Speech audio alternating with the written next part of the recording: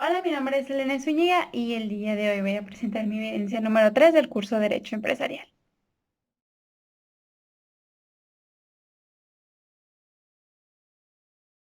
Lo primero que aprendí fue el concepto de derecho, que es el conjunto de normas jurídicas que el Estado establece para regular la conducta del hombre en la sociedad, estableciendo derechos y obligaciones.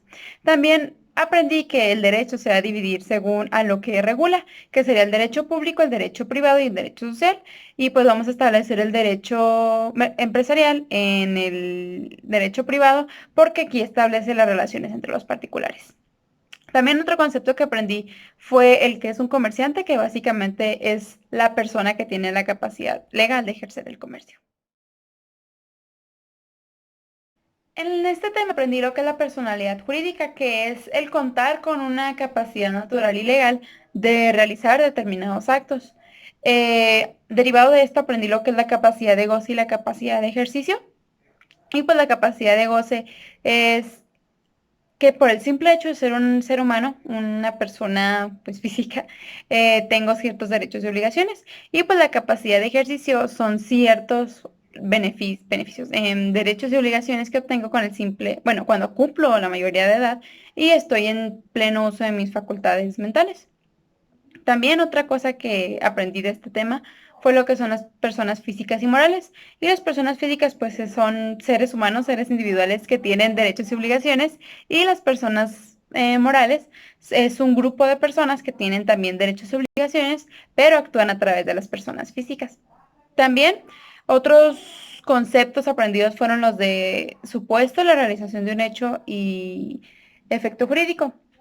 Y pues el supuesto jurídico es básicamente descripción de la conducta y es como la suposición como lo que puede suceder, como su nombre lo dice, es un supuesto.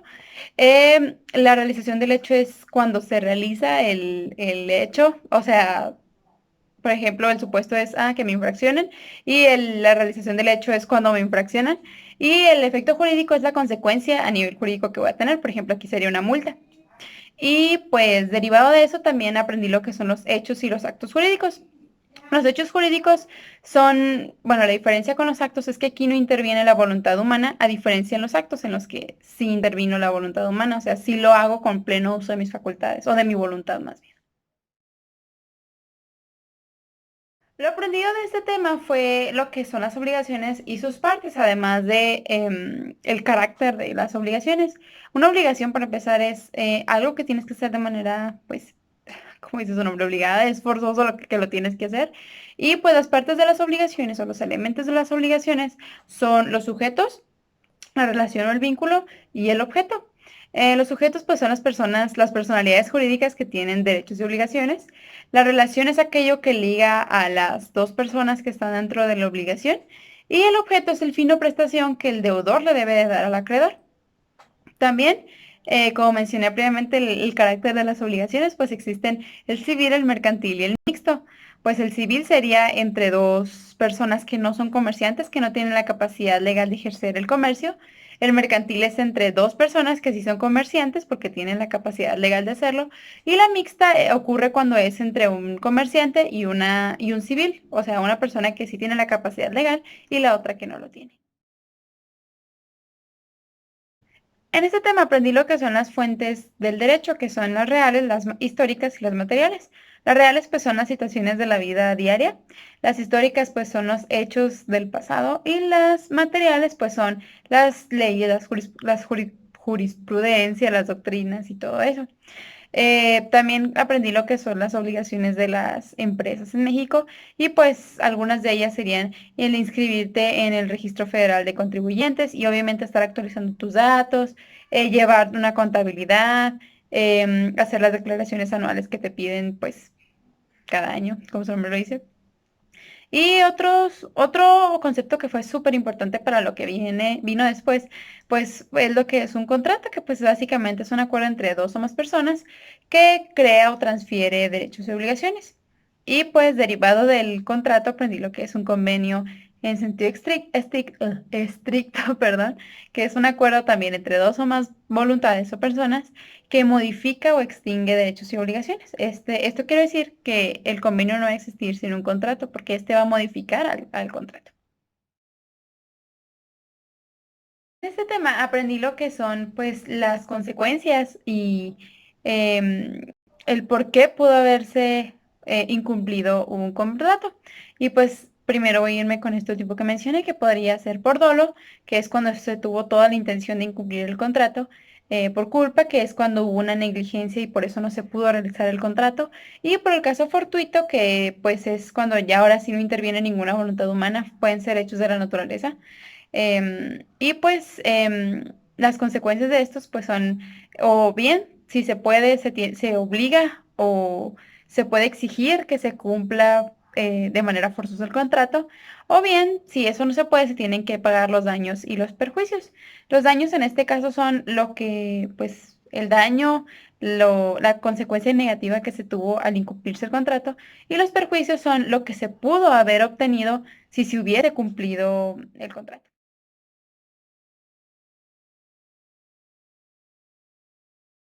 En este tema aprendí lo que son las clasificaciones de los contratos y pues bien pueden ser unilaterales o bilaterales, que pues en los unilaterales los derechos van para una parte y las obligaciones para la otra, y en los bilaterales son recíprocos, que pueden ser onerosos o gratuitos, que pues en los gratuitos los provechos son para una y los gravámenes son para otra de las partes, o cuando son onerosos pues van para ambas partes.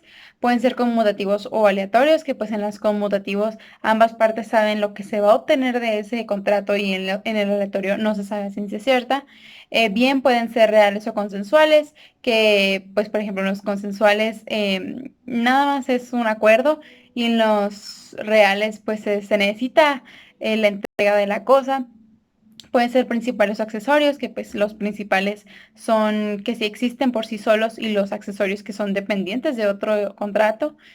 Pueden ser instantáneos o de tracto sucesivo, que pues los instantáneos se perfeccionan en el momento, y el de tracto sucesivo requiere cierta temporalidad. También en este tema aprendí lo que son las perdón, las clases de contratos, que pues son los contratos preparatorios, traslativos de uso o traslativos de propiedad. En los contratos de preparatorios, perdón, tenemos el contrato de promesa, que pues básicamente es que las partes se van a obligar a en un futuro celebrar el contrato que no pueden celebrar en este momento. Pues en los tratativos de propiedad tenemos a la compraventa, que es cuando el vendedor le va a transferir al comprador el propiedad de esa cosa que se está vendiendo, y el comprador tiene la obligación de pagar por ese objeto. También tenemos la permuta, que pues es básicamente el cambio de una cosa por otra. Tenemos la donación, que pues aquí el donante se obliga a transferir de manera gratuita pues el dominio de ese bien y el donatario lo único que tiene que hacer es pues aceptar la transmisión. Finalmente tenemos el mutuo, que básicamente es cuando el mutuante se obliga a transferir también de manera gratuita el dominio de esa propiedad, y el mutuario va a comprometer a restituirlo, perdón, pues en la misma calidad, cantidad y especie. Y bueno, pues finalmente de aquí tenemos a los traslativos de uso, los contratos traslativos de uso, y pues tenemos el comodato aquí, en que el comodante se va a obligar de manera gratuita a transferir el uso del objeto, y el comodatario se va a obligar a restituir la misma cosa que le fue prestada. Y pues también tenemos el arrendamiento, que pues aquí el arrendador se va a obligar a transferirle el uso de la cosa al arrendatario de manera temporal y bajo un pago que se estableció de manera previa. Y bueno, en este tema aprendí otro tipo de contratos, que aquí serían el de contratos de garantía, de prestación de servicios y de representación. En los no, perdón, de prestación de servicios, pues tenemos diversos tipos, que serían de depósito, de mandato, de obra a precio alzado, de prestación de servicios profesionales, o bien de porteadores y alquiladores. Para los contratos de garantía, perdón, tenemos diversos, que serían la fianza, que aquí el fiador se va a obligar a pagar la deuda del acreedor en dado caso de que este no lo cumpla. También tenemos la hipoteca, que este contrato, perdón, tiene como pues objetivo el garantizar el pago de la obligación principal. Y finalmente tenemos el contrato de prenda, que este va a pactar el grabar un bien inmueble determinado para garantizar que la obligación se cumpla o bien se pague la deuda. Después tenemos pues los contratos de representación y aquí tenemos dos que sería el de poder en general, que aquí básicamente el poderante, es una de las partes, le va a entregar facultades a otra de las partes que se llama apoderado y el apoderado va a poder hacer uso de esas facultades frente a otras personas. Y finalmente pues tenemos el de gestión de negocios ajenos y aquí una persona se va a llamar gestor y va a intervenir en asuntos que no son pues no son de él, no son propios y pues no va a estar autorizado por otra persona. Ya en ese tema aprendí ya lo que son los tipos de sociedades y pues aquí entrarían los que son la sociedad de nombre colectivo, comandita simple, responsabilidad limitada, anónima, comandita por acciones, cooperativa y de la última que fue agregada hace algunos años, que es la sociedad por acciones simplificada, pues también aprendí lo que son las características generales, porque obviamente cada una tiene sus características específicas, pero aquí son las características generales de cada una de las sociedades. Y pues las características son que todas tienen una capacidad, una personalidad, no, perdón, capacidad jurídica. Esto quiere decir que todas tienen pues personalidad jurídica. Todas tienen un patrimonio social y aportaciones, que esto quiere decir que pues las aportaciones deben de ser de parte de los socios, ya sean bienes muebles o inmuebles. Todas tienen una nacionalidad y un domicilio. Y esto aplica que para que una sociedad sea mexicana, esta tiene que estar bajo las normas mexicanas y obviamente te contar con un domicilio en México. Todas también deben de tener reservas, que es dinero que van a utilizar en dado caso de que se tenga alguna deuda y esta reserva no se puede tocar a menos que la sociedad se vaya pues a disolver. Todas deben de tener el reparto de utilidades y pérdidas. Todas deben de tener una administración y una representación y todas deben de tener un acta constitutiva. También otros conceptos que aprendí en este tema fueron pues los de fusión y el de extinción. Y el de función es que una sociedad se va a extinguir y le va a pasar todo su patrimonio a otra sociedad ya existente. Y en el caso de la extinción es que aquí dos sociedades se van a pues a fusionar y van a dar paso a alguna nueva, pero las otras dos van a desaparecer. Este tema aprendí acerca de las sociedades en nombre colectivo, sociedad en comandita simple y sociedad por comandita por acciones, perdón. Y aquí lo general es que todos los socios van a responder de manera subsidiaria, solidaria e ilimitadamente de las obligaciones sociales. Además, todas van a existir bajo una razón social. Sin embargo, en la sociedad comandita por acciones también puede existir bajo una denominación. También en la sociedad comandita simple y la sociedad comandita por acciones uno o varios de los socios comanditarios están únicamente obligados al pago de las aportaciones. Bueno, en este tema 10 aprendí más acerca de lo que son las sociedades de responsabilidad limitada, anónima y por acciones simplificada. Y pues bueno, todos los socios se limitan al pago de sus aportaciones y pues también algo peculiar de la sociedad anónima es que esta necesita únicamente, bueno, no, mínimo necesita dos socios para poder funcionar. También esta pues va a existir bajo una razón social.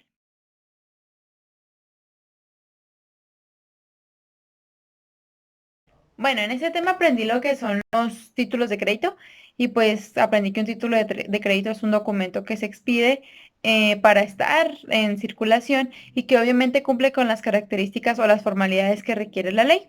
También aprendí que hay dos tipos de títulos que serían los nominativos, que aquí en este caso van a ser expedidos a favor de una persona determinada y el propietario de este título va a ser la persona a la que venga el nombre, por así decirlo, en el cheque, en el pagaré, en el aval.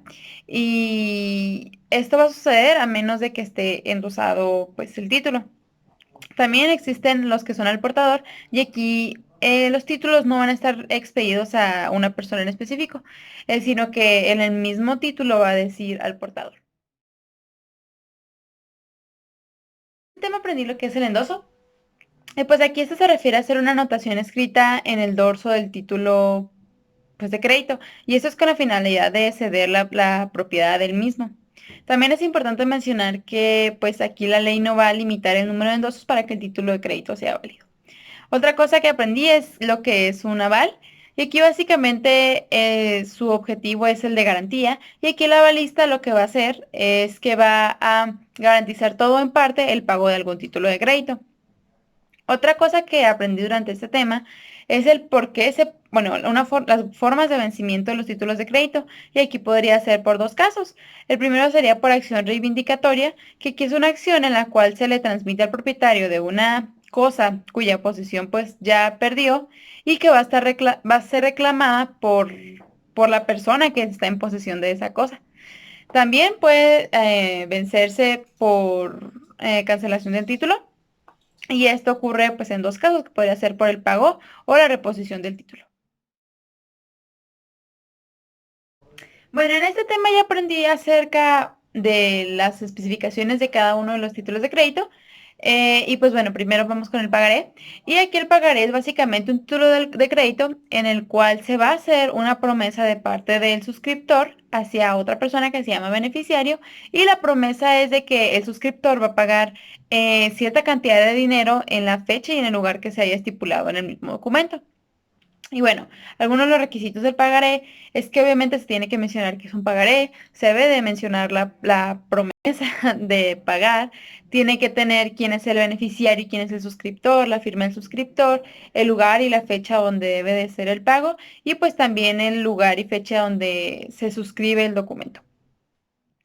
Y bueno, el pagaré también tiene ciertas cláusulas adicionales, pues las cuales son las que voy a mencionar a continuación. La primera sería la cláusula de pagaré prendario. Y pues aquí dice que el pagaré que se suscriba puede ser de garantía en prenda para la realización del pago de alguna deuda. Después tenemos la cláusula de pagaré domiciliado y aquí básicamente aplica cuando el suscriptor indica algún domicilio que no es, bueno, no es de él, no es propio. Después tenemos la estipulación de intereses y aquí dice que si el deudor no paga la deuda en la fecha que fue estipulada, al día siguiente se van a empezar a cobrar intereses que estos fueron estipulados de manera previa. Y la última cláusula que menciona el temario es el vencimiento anticipado. Y esta nos dice que básicamente si el suscriptor no hace el pago, si no hace el pago del título de crédito de manera puntual, puede desencadenarse que los siguientes pagarés, aunque no hayan llegado la fecha de pago, se empiecen a cobrar. Y pues bueno, aquí otra cosa que aprendí es lo que es un cheque. Y pues básicamente el cheque puede ser nominativo o al portador y es un título de crédito en el cual una persona llamado librador da la orden a otra persona que se llama librado, que es una institución de crédito, de darle cierta cantidad de dinero a otra persona, a un tercero, que se le llama beneficiario. Algo que es importante de mencionar es de que se deben de, bueno, para poder expedir un cheque se deben de contar con los fondos pues, necesarios y obviamente tener la autorización de la institución de crédito para poder hacer cheques. Y bueno, algunos de los requisitos del cheque es pues la mención de que deben de ser cheque, debe de mencionar el lugar y la fecha en la que se expide, la cantidad que se le va a brindar al beneficiario, el lugar de pago y pues la firma del librador. Y bueno, otra cosa que aprendí en este tema es lo que son un certificado de depósito y este pues es más un título representativo de las mercancías, ya que el objeto de los certificados de depósito es básicamente el guardar y conservar pues bienes y mercancías. Y bueno, ya finalmente aprendí también lo que es un bono de prenda.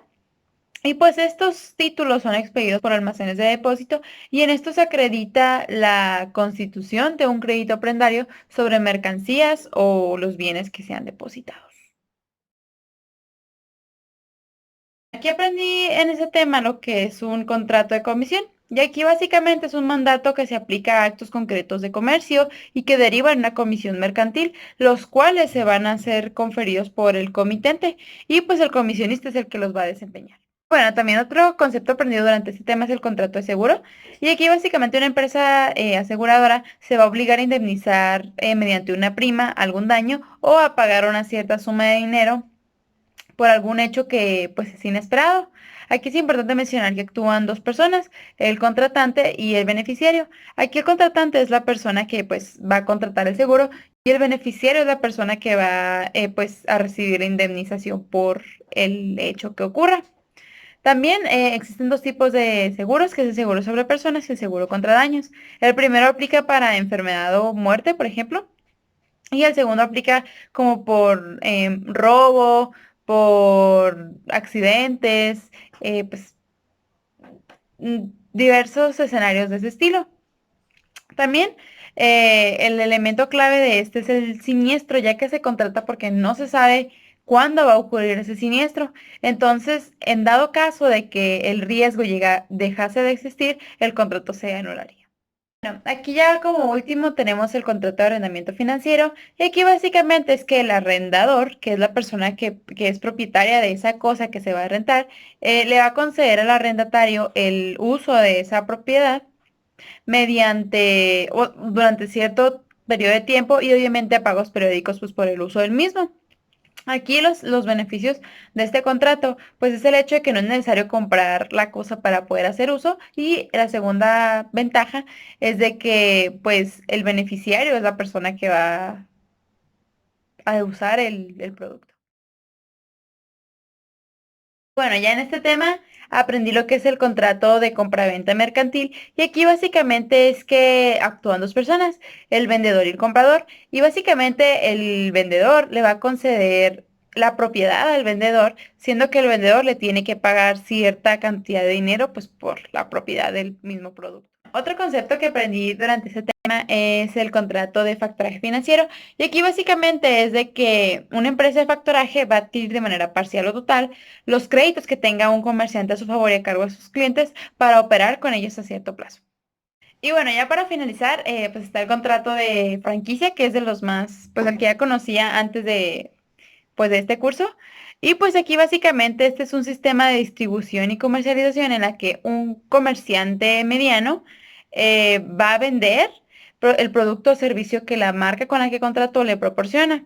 Entonces aquí aparecen dos partes, el franquiciante y el franquiciatario. Aquí el franquiciante es la marca, es quien concede la licencia y el franquiciatario es la persona que pide la licencia y quien va a trabajar con ella acorde a lo que establece la marca. Entonces pasamos a ciertas ventajas y desventajas que tienen las franquicias.